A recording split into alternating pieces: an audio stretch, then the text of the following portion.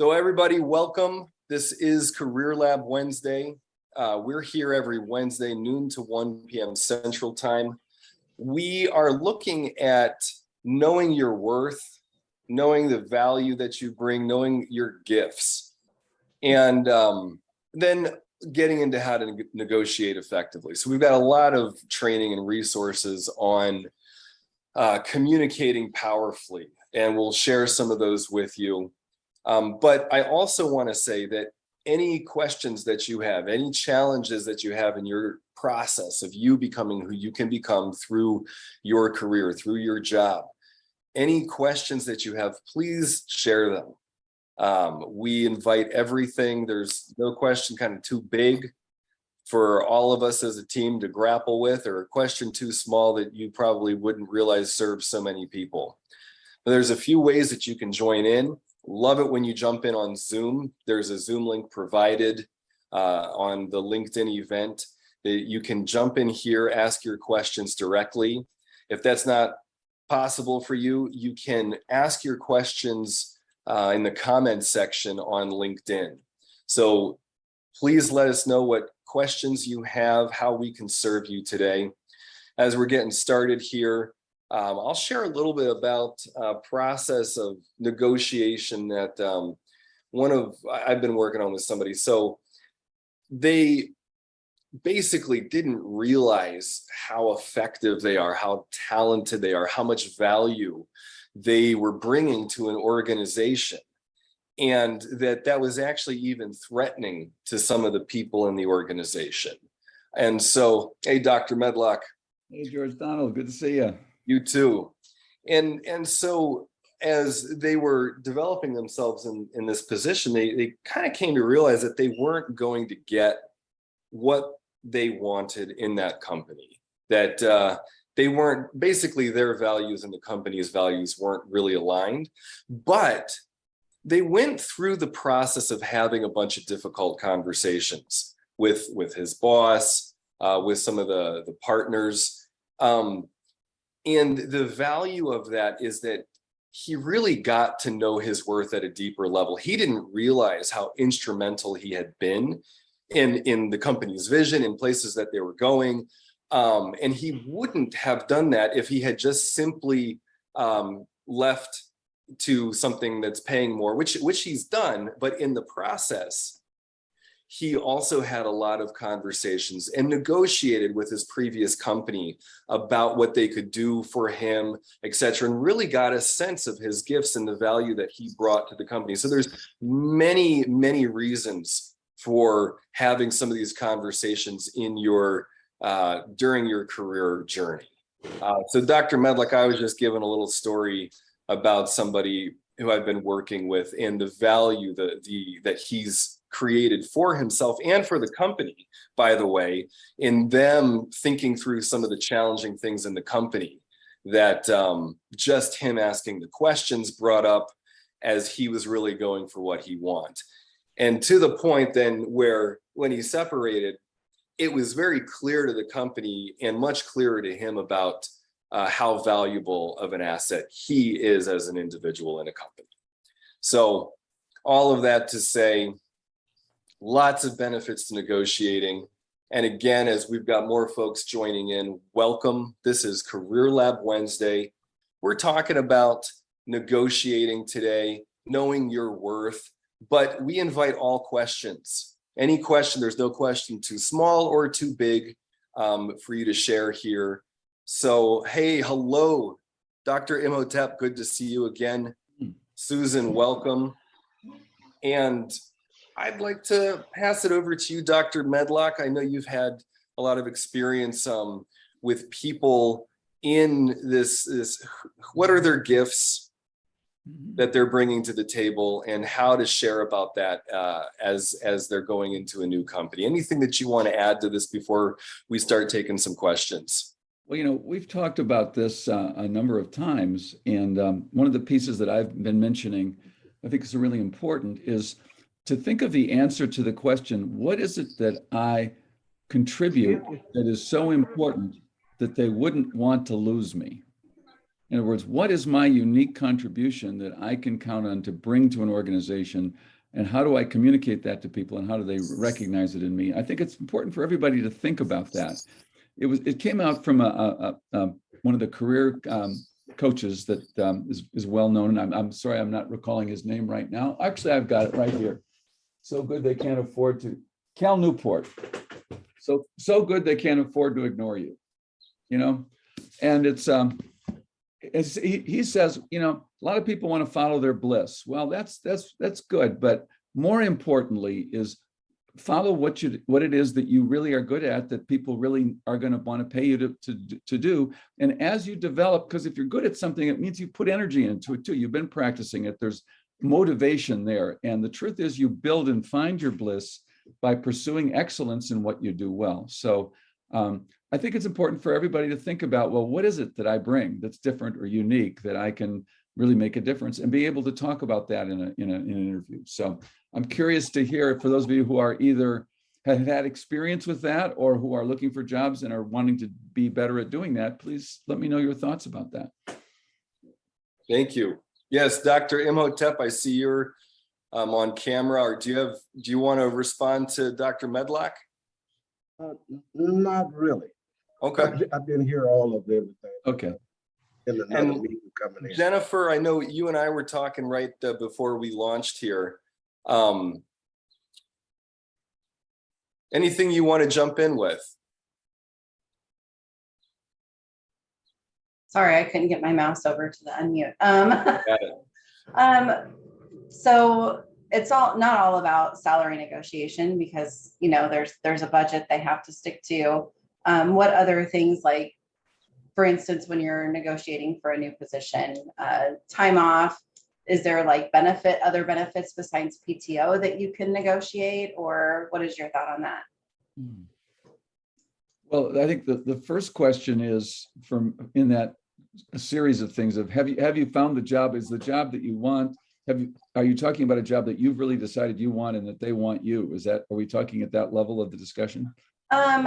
Yes. And I gave them my pay range, and they said that's slightly higher than what we can offer, but there's been no other talk on like what they can offer. Good. But if they turn around tomorrow and offer me a position, I would accept it even at a lower rate, just because of the ability to grow with the company. And the promotion is on the horizon if I do accept the position. So that, I mean, that's what they told me, you know, during my last interview. So good. So they're interested. So as I recall, I think Mike Zwell was on our call last week. He was speaking about that benefits are often difficult to negotiate. That's something that typically they're locked into certain plans that they can't make a lot of latitude in terms of specific choices. So I thought that was helpful to think about. But you can negotiate things like days, you know, how many PTO days do you have? And, you know, I don't know, sometimes. they do have a hybrid work schedule. Yeah, I was just going to say, that's one of the places where how many days a week can you work from home as opposed to in the office and things like that. So, so I think, you know, if you're at that point where you guys have already decided this is a good fit, now they're talking about, well, what is it you really would like? And so I think for you, it would be, what would make a difference? What for you would be able to say, yeah, I'd really appreciate that. Because I think if you can speak to that with with an open heart about it, they're likely to respond. Okay. I mean, because the communication has been all with the CEO. I obviously talked to the recruiter once, but the CEO has been who I would directly report to at this point. So. Well, you got the guy who can Yeah. for that. So that's a nice opportunity. And have you really thought through what you want? Well, there's been no talk on what they actually can offer me. So I'm hoping that discussion is tomorrow.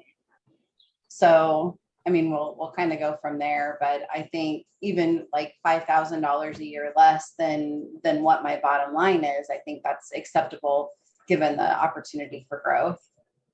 Well, you know, it's interesting though, George Donald asked you, what is it you really want? And you said, well, I'll wait and see what they can offer. But I'm curious to know, what would make a difference? What would you really want?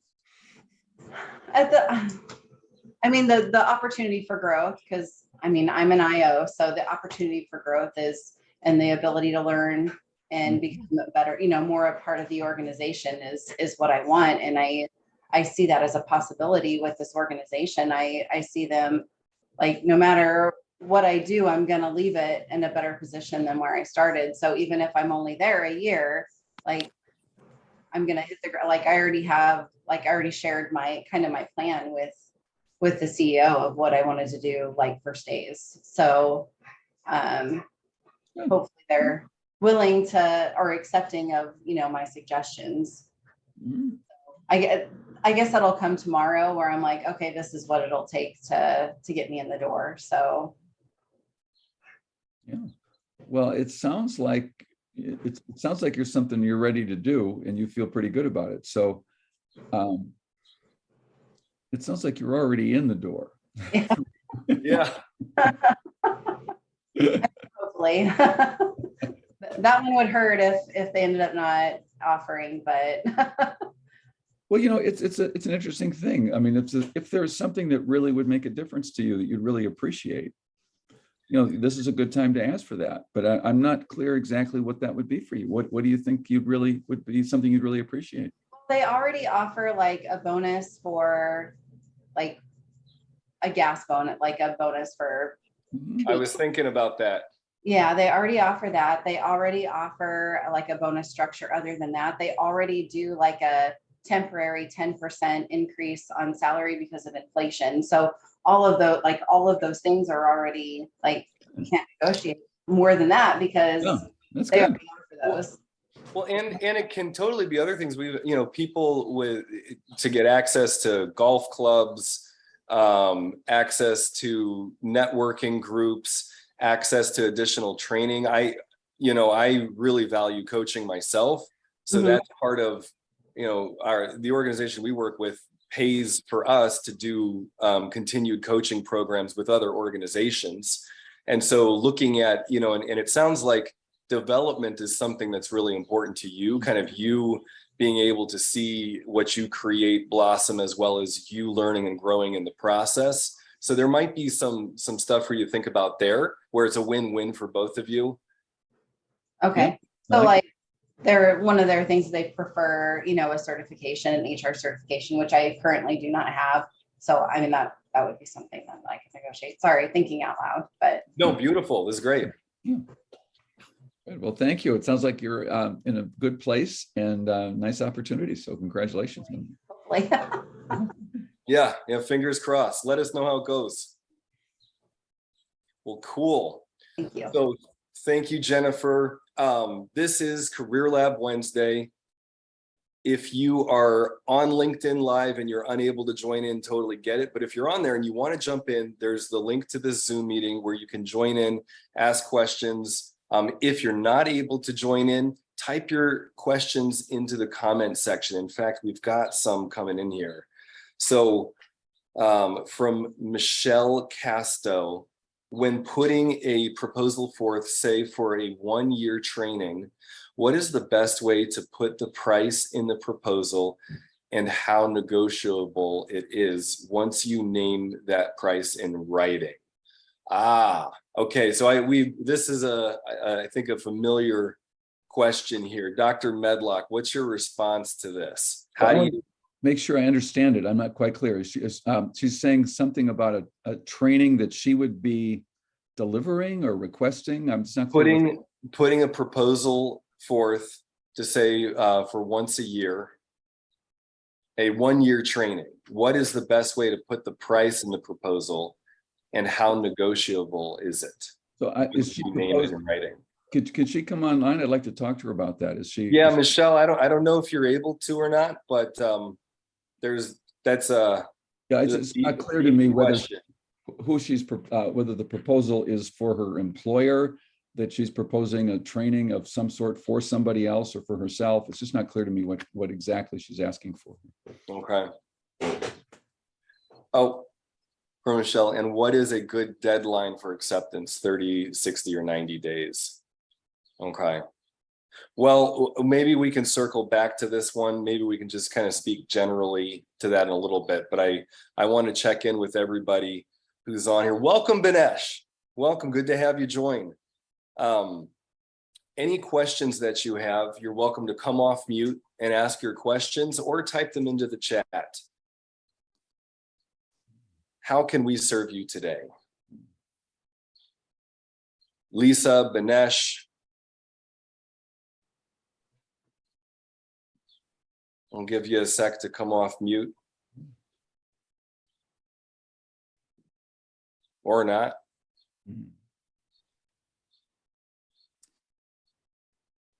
Okay, I don't know that we have folks listening in, but I don't know that we have any questions right now on the table. Well, I did type something in regards to merit and punctuality or reliability. Oh, thank you. Yeah. Is Sorry, merit the I missed that. primary factor and seeking an increase in compensation and benefits. Okay. So Is merit the primary factor? I don't know. what's the question exactly, Dr. Imhotep?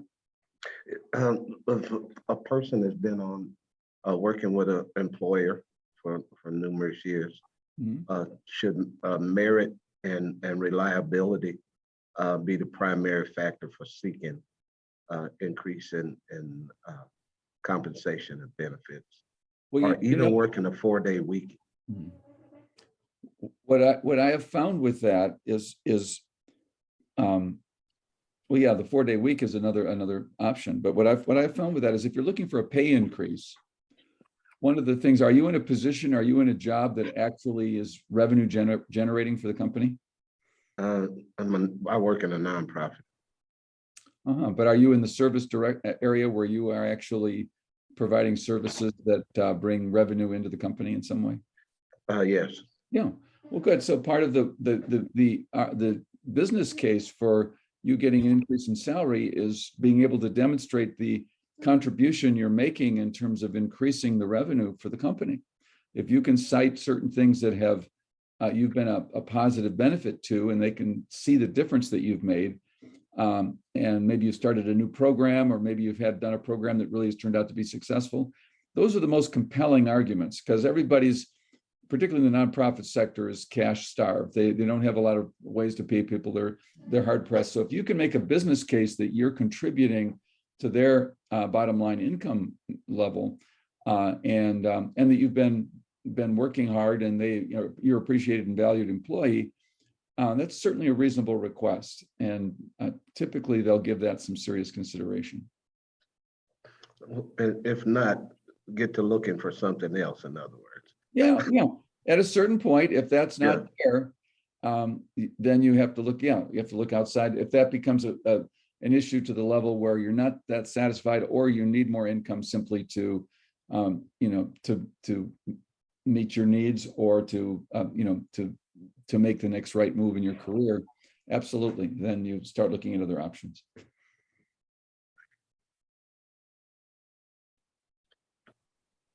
Thank you, Dr. Imhotep. Okay, so great. We now are circling back to Michelle's question, giving the training to a company. So negotiating best way to price in a proposal if you're offering a training to a company. Oh, so you're working as you're a firm that does training for organizations, and you're pitching, you're offering a training, and you want to know how to price it, is really. Yep. Got it.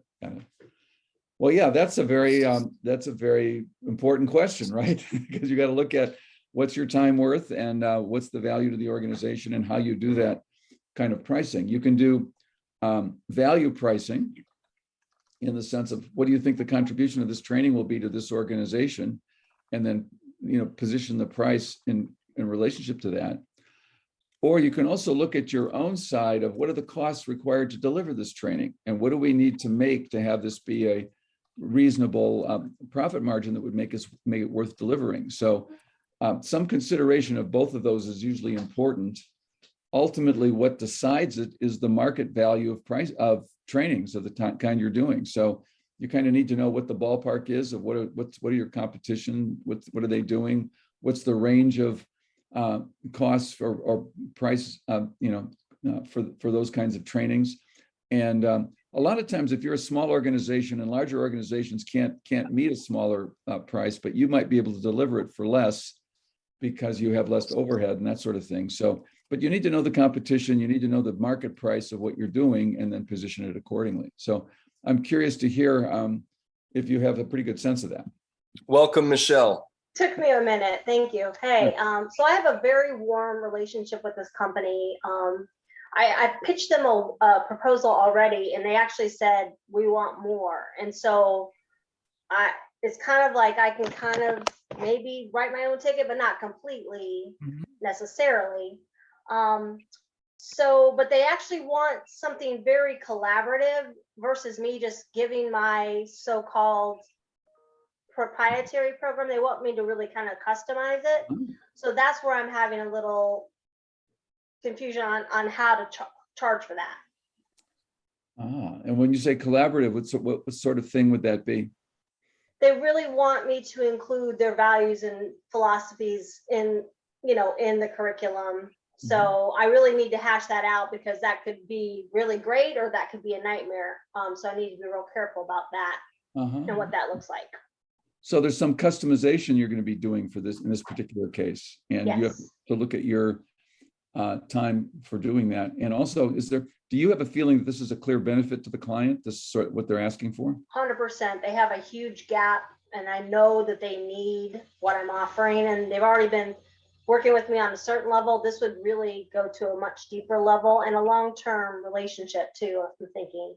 Well, that sounds great. So what's your reservation, or what are your considerations that are making it unclear what to charge for this? My reservation is once I put that number down on the proposal and send it, am I locked into because I could find out a month from now that I way undercharge or underbid. So how would you? So have you done this kind of thing before? Are you pretty good at pricing? Oh, okay. New territory for you. Okay. Well, this is a very important skill to learn. So do you have friends who do the same kind of work that you can talk to about how they price? No, I really don't. So I'm kind of shooting in the dark here. And can you give me a little bit of idea of what sort of training you're doing? Yes, it's going to be a coaching competency, pretty much a pathway. I'm going to lay out like I would say 20-hour curriculum by the time it's all said and done. I'm proposing to do it over a 2-year time period. And that's what I'm up to. And you are training their internal coaches to be effective. In other words, yes. Gotcha. Okay, cool. So you're contracting with the company to do this, and they have and are these pretty senior level people you're going to be coaching? At first, yes, and then they want to give it to sort of like entry level as well. Yeah. So initially. Is this for a for-profit company or nonprofit? It's nonprofit, but they seem to have some cash. Okay, good. So here again, it's really important to know the market and know what other people are doing in this in terms of, because the same program that you could deliver for a small nonprofit or an individual in a corporate or in an organizational setting would be, really underpriced in that way. So that you have to really think of what is the ballpark figure for this kind of program, and really looking at who's done that kind of work. And so, but you don't right now have any partnership. We have somebody on board who's in charge of our coaching program, and she's done a lot of this work, and she could probably be a good resource for you. That'd be amazing. Yeah.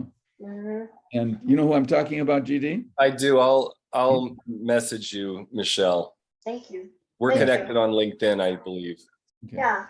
Okay. And also timeline, when it is sort of like a bigger investment, do you give them longer to get back with you, or what's the kind of time? I know that's another question for that person, but do you get a sense of like how long I should let them review that proposal? Well, as I'm thinking also, Dr. Zwell has been doing a lot of contracting with companies around their coaching programs and developing that. And he's working at a very senior level. and has already sort of done some interventions with the senior team. So they built trust there, but they also have already seen the value of this. So when you think that you're developing that team to be effective, that's a big value for them, right? Yes. So you want to make sure that you're doing value pricing to say this is the difference that this can make in your organization. And I think it's important for you to think that through. What is it you expect to see the benefits to these people after they complete your 2-year program? What would you be promising, if you will? Do you have a sense about that? Yes. Yeah. Well, I'm really targeting the employee retention and authentic confidence so that they are effective decision makers. Mm-hmm. And that's what she said she really wanted, was to help her staff be more effective in their decision making. Yeah. So, and then also the employee retention, so that they feel more confident in being able to be that leader, and kind of go from there. Right. And will you be delivering this yourself personally? Yes. Okay. And are you going to be working with all these people? I'm not sure how we're going to do it. I think I was going to maybe aim doing some video training or doing some videos, and then doing some live, but also doing some video. Yeah. Well, let's see if we can kind of get you connected with a couple of our people who have done work in exactly this area. I'd be really grateful. For that scope. Okay. Thank you. Yeah, fantastic. This is great. In thinking about what we started off today about how much value you actually bring, and to be aware of that.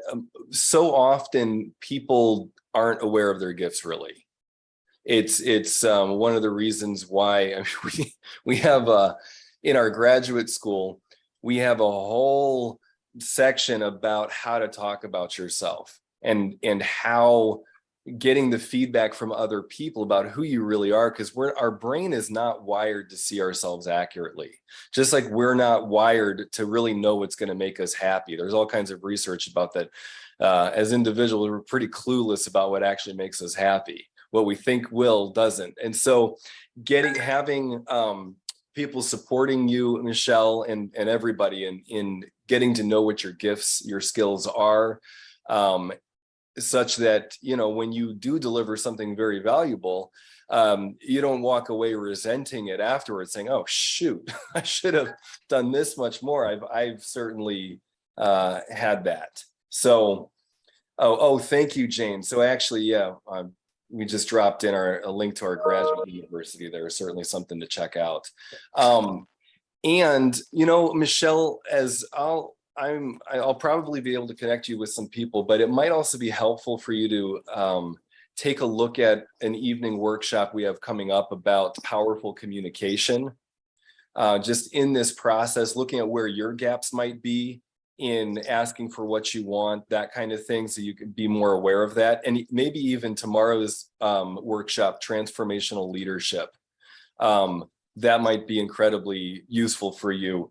Our CEO, Dr. Bob Wright, is hosting that one. It's kind of a rarity. He does this about once a year. So if that's available to you, check it out. Great. Cool. Oh, go ahead, Dr. Medlock. I know. I just was just acknowledging that was a good idea for her to do. So I'm glad to see that. And okay, cool. Yeah. So we've got a question coming in from Susan. Quick reminder to everybody, you're welcome to jump in live on this Zoom link. That's the most efficient way to work with Dr. Medlock and me. But if you're unable to, you can type your questions into the comments or chat section. So we've got a couple questions coming in here. A competitor has reached out to me. I have not connected with them yet. I am assuming it is about a job. Historically, I look at everything that could be wrong with the opportunity before I even know anything about the opportunity. Well, I mean, that's just our negativity bias. I think it's something that every human being does, where I tend to either go to denial or fantasy or look at what the problems might be and be a skeptic. And so I don't know that I think it's a question of how to use scanning for threats, scanning for what could be wrong, how to use that effectively, rather than having it be a self-fulfilling prophecy where you're scanning for the problems and then kind of create those problems when maybe they didn't really need to be manifest. But I don't know. Are you able to come into the meeting and share more about that? I'm okay talking as long as you don't use my last name, because if this is on Awesome. LinkedIn, I don't want to Well, take that chance. So I'm not going to well, come off yes. camera either. Perfect. So, historically, so this is a competitor who it could be potentially a really great opportunity for me. Mhm. And I'm just trying to reorient from, hearing things about them having some challenges as a company. And, I've gone in and I've looked at their LinkedIn. They've hired a whole bunch of new people recently, and they don't have great backgrounds in the business or the industry. And so why do I automatically go to this negativity about it? Like, it's like why do they even want to talk to me? And almost like, I don't know. So I just wanted to have a conversation to Thank you. work on Well, reorienting myself towards the positive. This is great. Thank you. So it sounds like you've got a lot of data that there's real problems that this group has. Now, you might be the person who can help resolve those for them.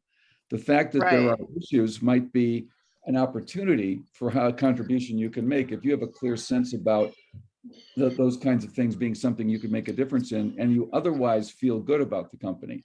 On the other hand, if you've got a whole litany of lists of things that you think this company is not a good idea, certainly question whether it would be of any point in pursuing it. So, but what I'm also hearing is that you're saying that you don't trust your negativity bias, so it might be a way that you actually prevent yourself from exploring new opportunities. So, yes, I think it does. I think it prevents me from effectively exploring opportunities. And I would invite you to explore it, to look at, understand what you see to be do the research, be able to talk intelligently about some of the challenges that they're having, ways that you might be able to contribute, and just play with it and try it on and see what they might be about and what questions you have to want to explore with them, and what the upside might be for you in terms of, obviously there's a part of you that's considering it, or we wouldn't be having this conversation.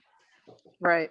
I think, I also want to be able to try to erase the fear that they're putting me in the same category as people that are, pretty much not too far out of school with no industry background. And so it's this fear of being, I'm assuming that I'm not being perceived as good enough. So I'm curious, on what basis are you making those assumptions?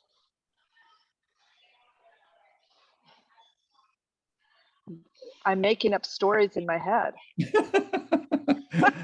I'm making it up, and I'm trying to guess. I guess my purpose for me personally and speaking up about it is to name it, to tame it. Oh, because cool. I'm just, I'm finding myself doing this morning. Good. And it's like, why? Good for you. Because I've got 2 other opportunities for next week that I've been doing the same things on. We have a philosophy where we work. We talk about internal dialogues that we have with ourselves, and that the idea that there are no really bad parts, that we all have these thoughts that go on that are actually functional and have been designed to protect us. So I like that you're just really naming it and identifying it. And obviously this protects you in some way. Having these negative thoughts may protect you from having to face change or things that you might find that would be upsetting, or there's a self-protective quality to this sort of negative thinking that you can say, oh, thank you. It's probably been very helpful in many situations, but right now it's kind of limiting what I really want. So thank you for sharing, and let me explore some other ways of thinking about this. So rather than trying to squash it, and sort of say, I wish that voice wasn't there and I wish I could just be positive. Understand that that voice has been there for a reason in your life, and to be able to acknowledge that, and then explore what you'd like to do differently with this from a place of self-compassion rather than self-criticism. And really catch yourself. If you're caught in the self-criticism or looking negatively at yourself, that's like toxic. That's the thing to catch and say, wait a minute, whoa. But there again, I said it was toxic, but there again also, that also is some sort of strategy to protect yourself in some way. Maybe from, if you criticize yourself, then it's not going to hurt if somebody else rejects you. We all have these sort of ways of thinking that we've used that we have outgrown, but our automatic nervous system has got these in our database that we pull out when we see a threat. So I love that you're looking at that and seeing your patterns and are open to doing it differently. And congratulations for your awareness. And Thanks. the key is to not let it stop you from exploring. It sounds like exploring some of these other options is really important for you. Yeah. Okay. Thanks for letting me chat about it. Good. Well, enjoy. This is awesome. How it goes. Yeah. S, thank you, because this is, I imagine a lot of people relate. So really appreciate that. I'm going to share this as I'm catching the conservative environment I brought up, where when I would come in with new ideas, new things, that would be thwarted to me as like a little boy.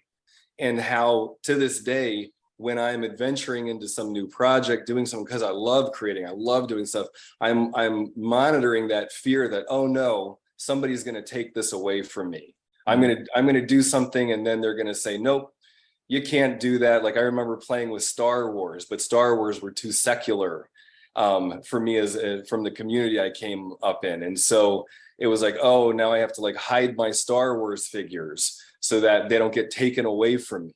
And so that early programming shows up for the rest of our lives. So I love that you're aware of it, that you're naming it to tame it, and wishing you the best in your conversation tomorrow to actually be aware of it and even have it give you insights into your communications with the company and to really serve them. And I want to name this too. The thing is, even if this doesn't turn into an opportunity for you, if you go in there and you use your skepticism and your feelings and you're alert to things, but you're doing it so that you're really serving them and yourself, getting clarity, then you're just going to serve them from the conversation, and they will value you as a person, as a valuable resource to them. George Donald, I really like that. And it just, Yeah.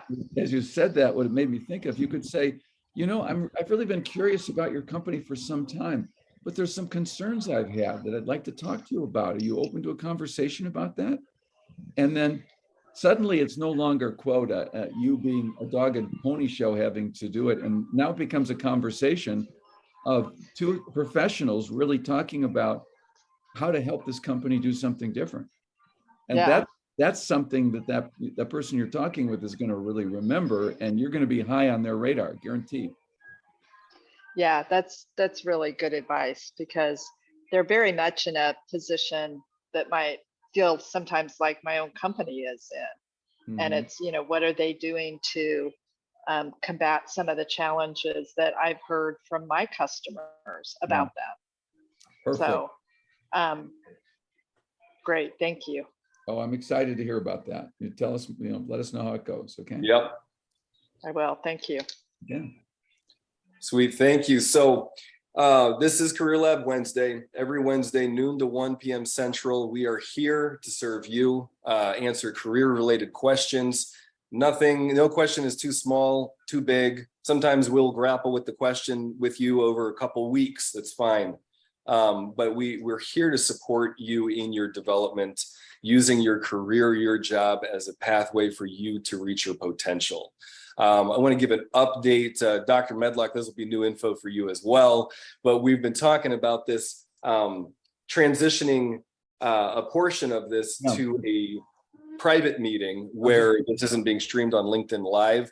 We're building that out. We're in the process of developing an app that will be available, that will have a lot of the concepts and things that we talk about here. One of the features will be that will give you access to those private recordings. This is still months out and we're in development stages here, but wanting you to know that if there is a time when you want to share something, and you're concerned about it, just let us know, and we can stop streaming. We'll sort that out. So we want you to know that we're sensitive to what we're doing here, and greatly appreciate everybody who shares openly and has provided that value for a lot of people who are watching this streaming. So I just want to name that and give you all a shout out. Everybody who's been doing that with us for the past few months. Right. Thank you. So all that said, we've got some questions coming in. I'll just refer to you as B. How to deal with office assumption when gauging work, and how to better compensation after working with the company after the probation period. Are you able to come off mute and share more about that with us? I want to name too, I know that we have a meeting set up later this week, but take advantage of us now while you can. Can you hear me? Yep, we got you. Oh, okay. So I just recently graduated, and I have been working in this industry where I'm working for the past 3 years. And I have been this is my second job that I was working at. And when I am at the office, I'm gauging at work. Even I have experience in what I do, but then I tend to gauge the work. But during that moment of gauging my work, it takes a lot of time. And during that time, a lot of assumptions are created, whether this work can be done, whether this work can't be done, but how do I control them, that what I'm gauging is right and it will take some time, but it will be done. How to control others' assumptions, that it's not what you think, is what my question is. Okay, so you're an engineer? Yeah. Okay. Yeah. And are you talking about that you have a certain work culture in your organization, and how long are you allotted to doing certain kinds of projects? Is that the sort of thing we're talking about here? Well, according to my immediate boss, everything has to be done by end of day. By end of day, okay. Yeah. End of day or end of business. But according to me, with my experience and my gauging, I might say it might take the next day. I can finish it by next day. Yeah. And I need to work it out, because since I'm an engineer, I have to work a lot with setups and setting up the software or the hardware, whatever is required. And it takes a lot of time. Although I am trying to tell him that, yes, it will be done end of day, but it usually extends.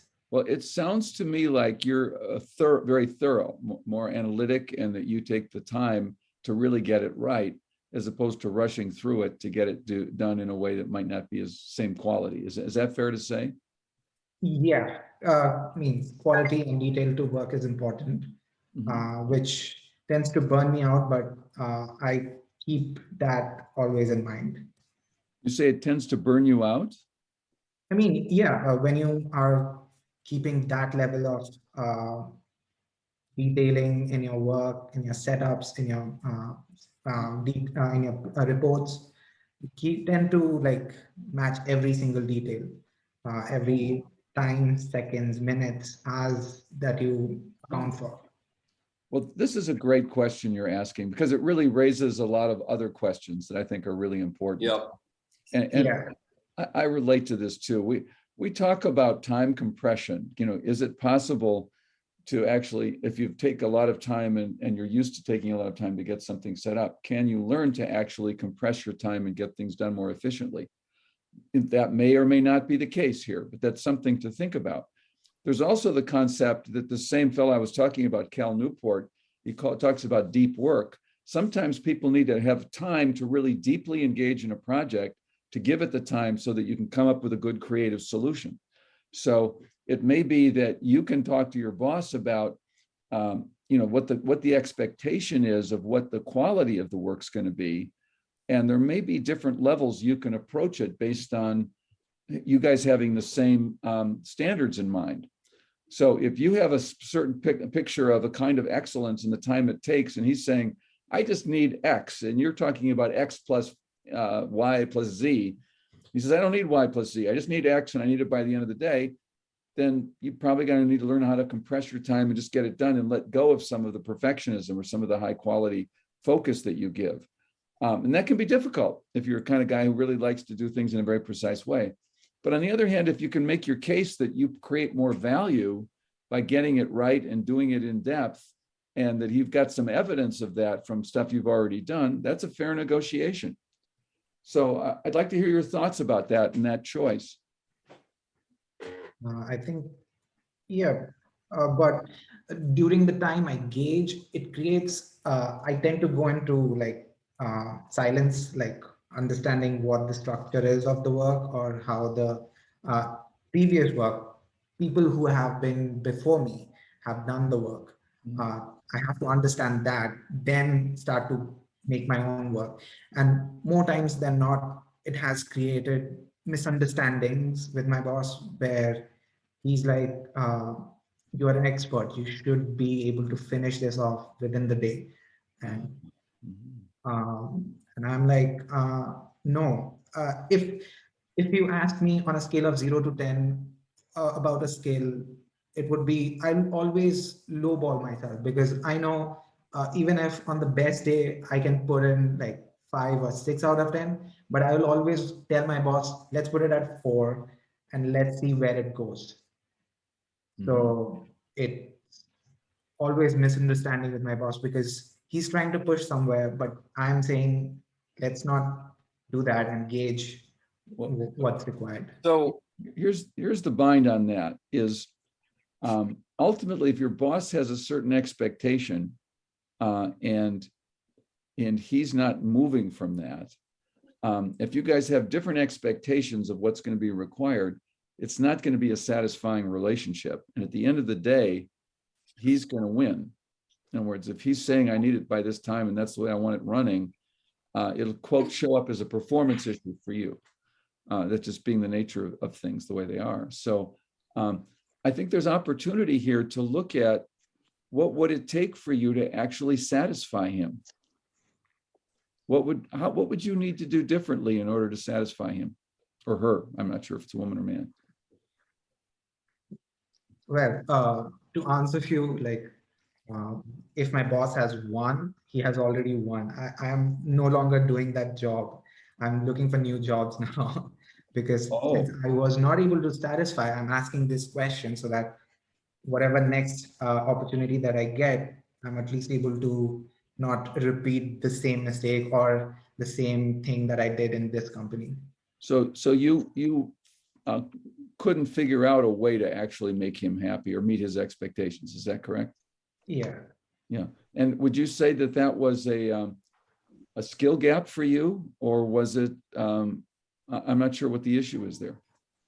Time is an issue where the expectation to finish a thing and the expectation to finish a thing by my time is totally different. Like you said, time compression, it works differently for him and it works differently for me. Within that time, it creates a lot of misunderstanding, whether it can be performed or it can't be performed. And in all this time, how long have you been working with this guy? So this company that I worked for was 10 months. 10 months. So in 10 months, you guys haven't been able to kind of come to terms with this. Yeah, that's why I had to leave the job. Okay. Well, fair enough. Sounds like you've given it whatever shot you can. George Donald, do you have some thoughts about this one? Oh, absolutely. Yeah. I'm glad we'll be talking more later, because there's a one of the things you're going to want to get into sooner than later is personality styles, and how to communicate. I think it's safe to say you're probably a pretty strong analyzer, and learning how to communicate to regulators and energizers. It's kind of like learning a different language, but once you do it, it can be extremely effective.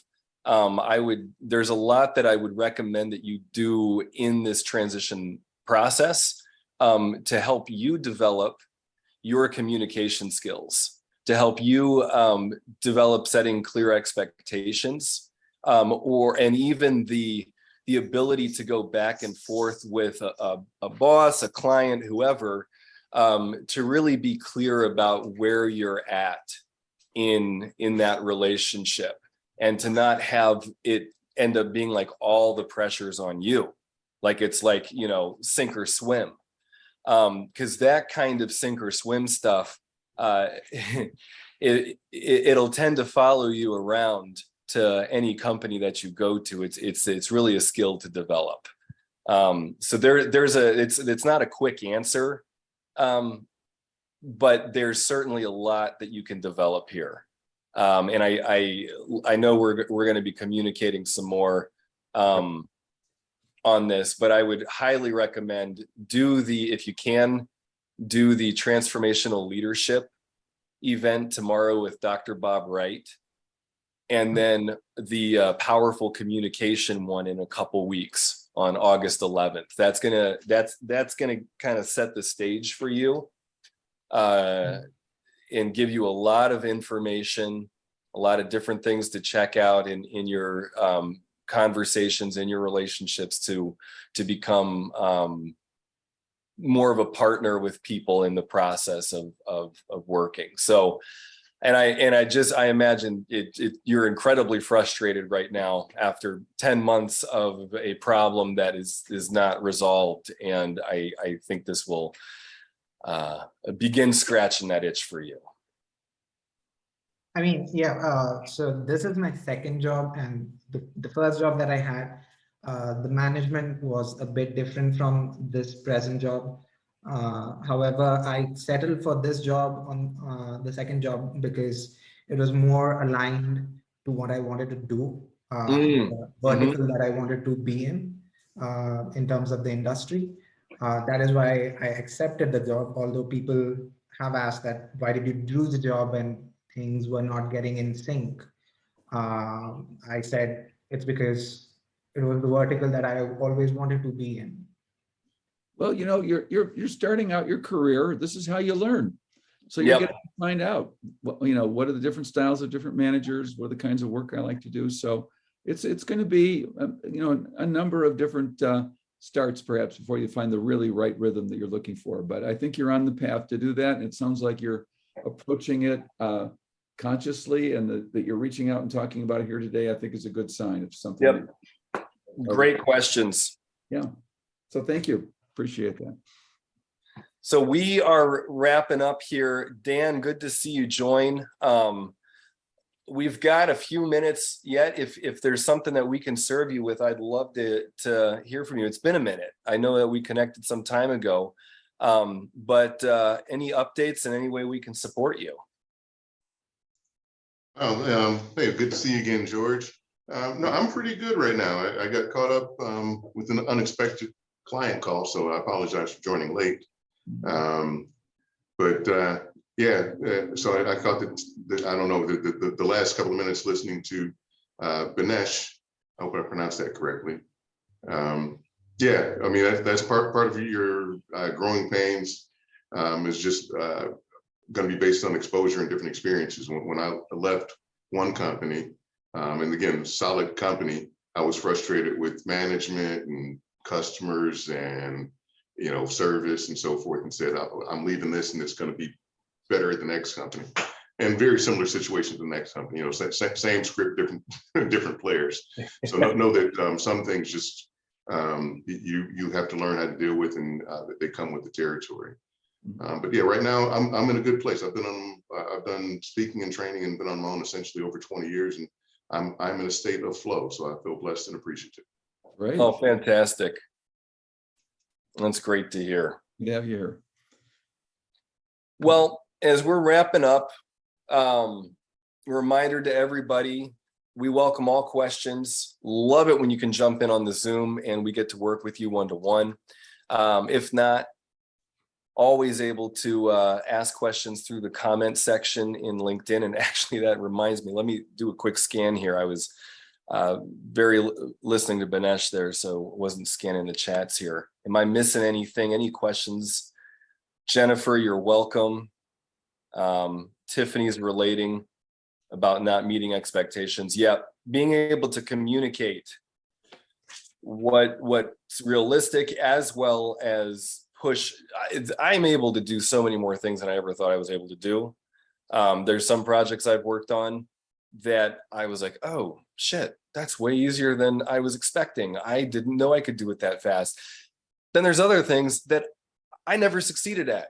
I'm thinking of one very painful memory about a project I took on, and basically the best thing I did for that was pass it off to somebody younger who understood technology way better than I did and was able to take the thing to the next level that needed to get taken to. But anyway, there's thanks, Jennifer, appreciate it. To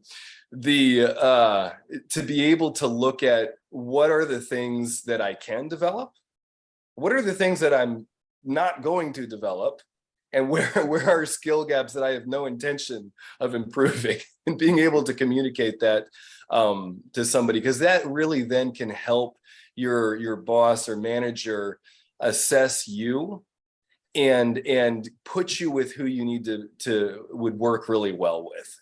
And you know, managers, everybody's got a lot on their plate, so that's just a wonderful thing. So that actually circles us all the way back to the start of this conversation today around negotiating and knowing your worth and being able to say, here's my gifts. And again, this is a skill. This takes intention and feedback from others to really learn what your gifts are, what your skills are, how you can contribute. And then even to say, and these are the things I'm not so good at. That is incredibly helpful. And as far as I know, 99.5% of the world has way more grace and goodwill towards me than I ever expected. So I think that's kind of a lovely thing to share. Any last thoughts, Dr. Medlock? Anything you want to share as we're wrapping up here? Oh, I think it's been a good discussion and some really good points have been made today. So it's a lot of people in process here exploring new territories. So we'll see where they go. Look forward to hearing more. Fantastic. Thank you, Dan. We can stay in touch. We'll see you next week. If you are joining on LinkedIn Live and catching this late, know that you can always review the beginning parts, or if you want to refer back to anything, that is available. You can message me on LinkedIn. Jane Coletto helps manage my LinkedIn, so we'll make sure to get you the information you're looking for. And again, look forward to seeing some of you and hopefully all of you at the workshops that we talked about. These are super powerful. With Dr. Bob Wright and Dr. Judith Wright. So until then, take care. See you next week. Let us know how we can help you, and we'll continue this journey together. Thank you. A good one. Take You care. bet. Bye now. Thanks, everyone.